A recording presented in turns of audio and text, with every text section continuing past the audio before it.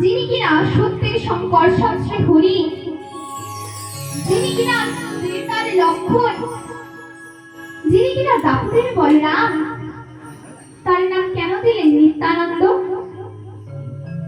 নিত্যানন্দ কথার অর্থ কি? নিত্য যুক্ত আনন্দ হলো নিত্যানন্দ। আমার গুরুদেব লক্ষ্মীপতি করি বললেন, এই নিত্যানন্দ চোখে কেউ জল দেখবে না। এই নিত্যানন্দ নিত্য নিত্য আনন্দে ভরপুর, তাই নাম দিলাম নিত্যানন্দ। ওহে নিত্যানন্দ, তোমার তোমার ভাই কানে এসে গেছে, মর্তভূমিতে মাটিতে ছেড়ে দিলেন কেদার গতিতে ভাই কানে সন্ধান করতে। এই যে নিত্যানন্দ, নিত্যানন্দ 12 বছর বয়সে সন্ন্যাসী হয়েছিলেন। কত বছর হয়েছিলেন? 20 বছর। 32 বছর বয়সে তিনি ওনার ভাই কানাইকে পেয়েছিলেন।